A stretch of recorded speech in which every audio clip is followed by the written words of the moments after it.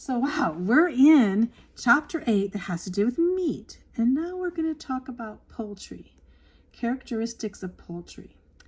So there's a lot of nutrition and information about poultry. What is poultry? Poultry refers to domesticated birds that are bred for food, or even wild birds, that are actually sometimes cooked for food. Besides the commonly known poultry such as chicken, turkey, and duck, the poultry category also includes guinea fowl, Cornish hen, and pigeon.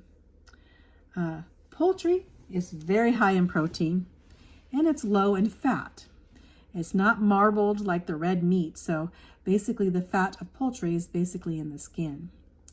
So poultry is a good source of minerals such as phosphorus, iron, and vitamin B, thiamine, riboflavin, and niacin are high in poultry.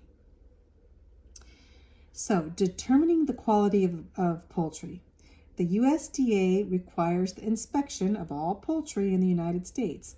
So the inspection process ensures the health and safety of the animal, as well as for the meat packing plant and sanitary conditions. As with meat, poultry is also graded to give the consumer the quality. So the grading of poultry, we talked about that with beef, didn't we? So what is the grading? It's not mandatory, but grading is usually, poultry is graded into A, B, or C. And the grade is found on the label. Grade A is the only grade commonly sold in the retail market because the meat is plump and does not have broken bones or feathers in it. So grade A, make sure you're getting grade A. The other grades are used in processing meats, right? So grade A is what you're going to be getting with poultry. When purchasing fresh poultry, you look for the flesh that is plump and moist. The skin color of raw chicken will vary from a creamy white to yellow, but turkey skin should always be kind of a cream colored. Cut bones of poultry should be a shade of pink or red, but not gray. A gray color would be lack of freshness. So avoid poultry that has pin feathers, or small little partially developed feathers, pin feathers, a noticeable sign that indicates the lack of care and handling. So don't get any poultries with pin feathers. Poultry should not smell spoiled. There should not be any moisture in the bags that you're purchasing at all. And any dripping juices, any packaging or punctured or dripping juices outside, don't buy it, right? Because that could cause cross-contamination of bacteria. Cook or freeze fresh poultry no later than 2 days after the sell date, 2 days. If purchasing frozen poultry, choose a package that does not contain ice crystals. So if you're getting frozen turkey or whatever, make sure there's no ice crystals in the package. Purchasing chicken. Let's talk about chicken. Cuts and types of chicken. Chicken may be purchased with whole cuts in pieces. With the pieces, there'll be common pieces of chicken would include breasts, thighs, drumsticks, wings, and the whole bird. Chicken is classified by its size and its age using the type of preferred cooking method for those characteristics. So just looking at those kind of, whether you want a breast, or thigh, white meat, or dark meat on the chicken. Broiler fry-age chicken is a young bird that usually weighs about 3 pounds. And as the name implies, it's the type of chicken that's good for broiling and frying. A roaster chicken, or roasting hen, is an older bird than the broiler fryer bird, and its usually weighs about 4 to 6 pounds. And roasting chickens are tender enough to cook with dry heating methods, roasting. An even older, larger bird will be labeled as a stewing chicken. A stewing chicken weighs about 4 to 8 pounds and requires a moist heat cooking method since it's less tender. And then we have Cornish game hens. And they're these small hybrid chickens that weigh about 1 pound for the Cornish game hens. So you have, what do you have? You have the broiler fryer chicken, it's about 3 pounds. Then you have the roaster chicken that's about 4 to 6 pounds. You have stewing chickens that are about 4 to 8 pounds. And then you have Cornish little game hens are small and they're about 1 pound. So just the different types of chickens. The terms free range, kosher, and organic are used for chickens that have been raised without hormones or antibiotics or herbicides and pesticides. So look for the words free range, kosher, and organic, right? And these birds are healthier to eat, but because of the special care involved in raising, they are more expensive usually too. So here's some chicken here. Purchase 1/4 pound of boneless chicken or 1/3 pound of bone-in chicken per person. So if you have bones in it, you're going to have 3/4 of a pound, and then 1/4 pound if you have boneless chicken. So although boneless chicken is often more expensive than bone-in chicken, its entire weight is meat and not with the bone. So you always make sure if you're buying bone in it. Handling poultry. Storing and handling poultry correctly is vital, of course, because in poultry you can get salmonella contamination very easily. So keep poultry at a temperature in the refrigerator below 40 degrees in the refrigerator, and this will keep it from getting bacteria. Sanitize hands and all surfaces and equipments and everything, just like you did with the beef. Sanitize everything that has touched the raw poultry. Raw poultry can be stored in the refrigerator for 2 days in its original package. So, and cooking poultry will be stored in the refrigerator and be safe to eat up to 2 days after cooking. So if you cooked it already, it can stay in the refrigerator for 2 days. So raw poultry pieces can be frozen up to 9 months. Okay, so if you're freezing. Whole poultry can be safely frozen up to 1 year. Like if you have a big turkey, you can put it in your freezer for 1 year. Cooked poultry can be safely stored in a freezer up to 1 month if you cook it. To thaw poultry quickly and safely, thaw it in the refrigerator, of course. Don't thaw it outside room temperature. The poultry should be placed in a pan in the bottom of the refrigerator. The pan will catch any of the leaking juices so it won't contaminate your whole refrigerator. And this will prevent cross-contamination of other things in the refrigerator. Depending on the size of the bird or the number of pieces, thawing time will vary. You allow enough time to thaw it. Whole birds will take longer than to thaw. So if you have a big turkey, it's going to take longer to thaw. And some may take as few as 3 hours, and some may take as long as 9 hours to thaw, depending on the size of the pieces. A whole chicken, like 4 pounds, will usually take 24 hours to thaw. Thawing time for the whole turkey varies on the size of the bird. A small bird will take about 2 days to thaw. A large bird over 20 pounds can take 5 days to thaw, right? To thaw poultry quickly use cold water method. And this is, be sure that the poultry is in waterproof packages and place it in a sink or tub of cold water. You're going to do this quickly in cold water. Plan 30 minutes of thawing time per pound of meat in cold water and change the water. Keep changing the water to ensure that the water stays cold so that it can stay cold at that temperature so it's not going to get salmonella. Because if it gets warm water, you can get salmonella. So keep it real cold. And that's the cold water. It has to be cold at 40 degrees, almost ice water. So once raw poultry has been thawed, rinse it in cold water before you cook it. So rinse it off, the whole bird, and remove the giblet bag. If you have a turkey, make sure you take out that little giblet bag and don't cook it with that little giblet bag inside, So rinse it all off and everything. Get that bag out of there with the giblets. I call them giblet or giblet. Okay, cooking poultry. Preparing poultry. So seasoning. First you need to season it, right?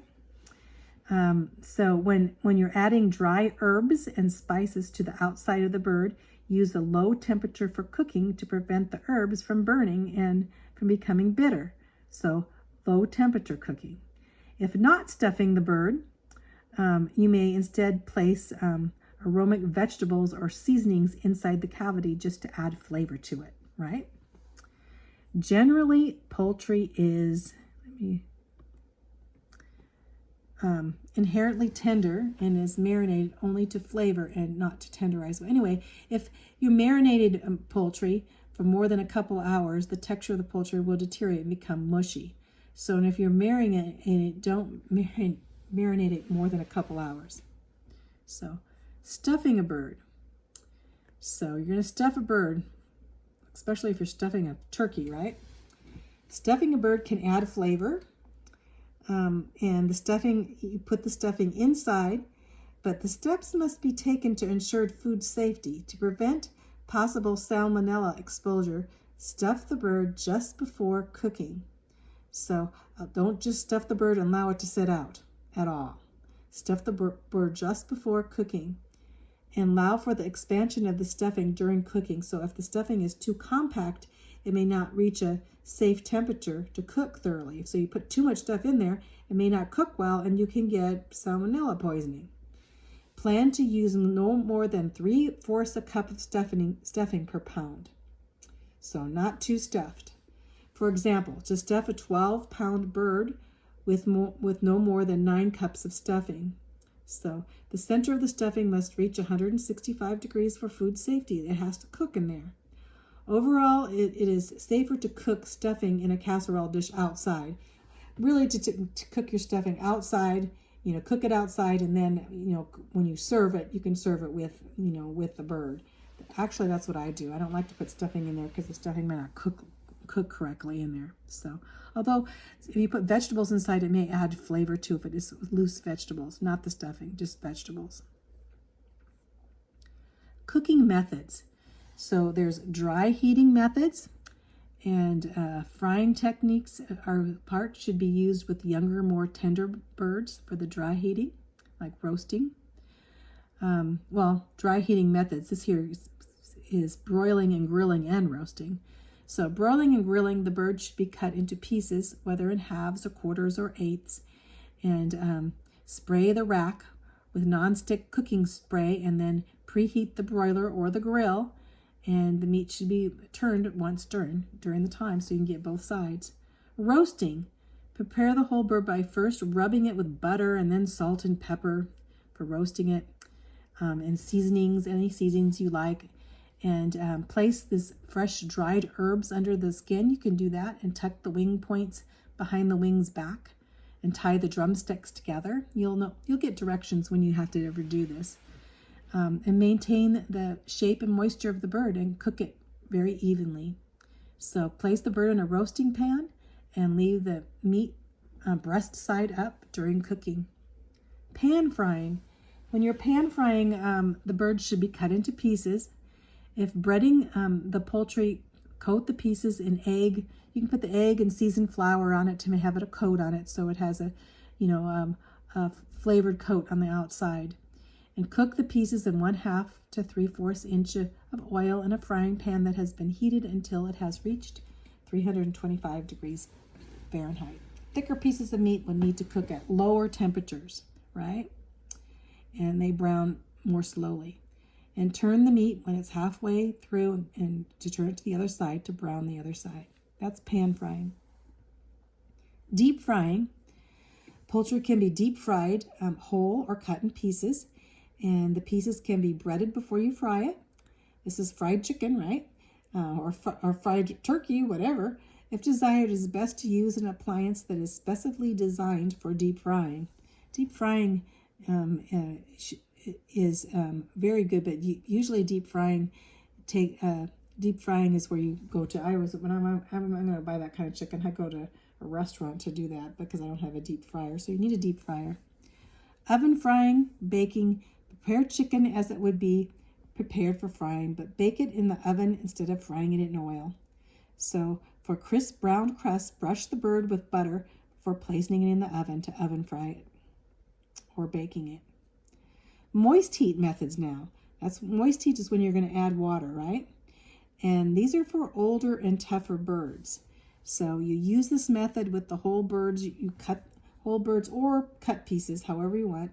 Stewing. Let's do stewing. Stewing, you cover the poultry with liquid and simmer in a large pot. And you add seasoning to the liquid to make it enhance the flavor of it. So that's putting it in a stew, right? Okay, did I miss anything else here?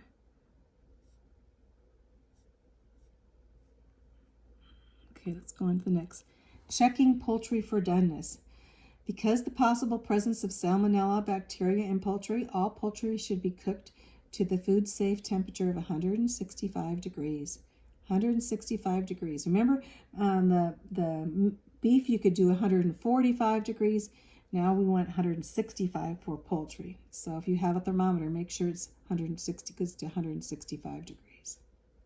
And put this thermometer into the thickest part of the thigh without resting the thermometer against the bone or fat to make sure you have the right temperature.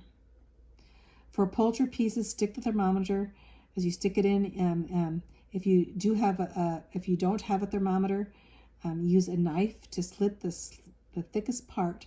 The flesh should be no longer pink, no pink in it at all, and the juices should run very clear and to be done.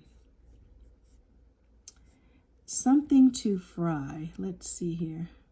Yeah, then we're going to go on to fish. So let's go over this something to fry and we'll be done with poultry.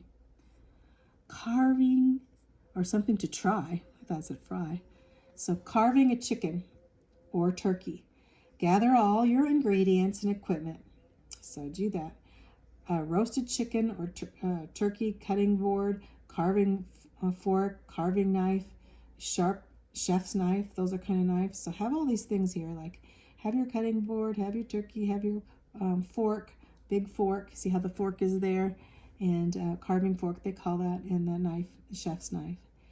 I have a special knife for doing this, and electric. Actually, we have an electric knife for the carving the turkey.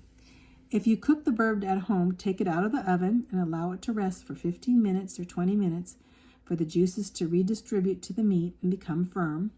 Rotisserie birds from the deli have rested adequately, and you don't have to do this. So after placing the bird on the cutting board, pull back on the leg and slide the knife into it and remove the leg and the thigh together and cut through the ball joint of the thigh to remove these pieces. The thigh meat of the chicken is usually left intact. For larger birds, slice the thigh meat while holding on to the leg bone. So hold on to that leg bone and slice it. To remove the breast meat of large birds, make horizontal incisions above the wing and then slice down on the breastbone to remove the entire portion of meat. So you're going to slice one way and then the other way. And then after removing the meat, slice it before serving. Slice the meat. The breast meat of larger birds can be sliced while still attached. Make a horizontal incision just above the wing and then cut vertical slices from the breast meat. To remove the wing, pull back on the wing while sliding the knife to cut through the joint. So it's good to take your book here, and if you are, say, carving a chicken, look up how to carve it or look it up on the internet. So that is it for poultry. And now we're going to get into fish.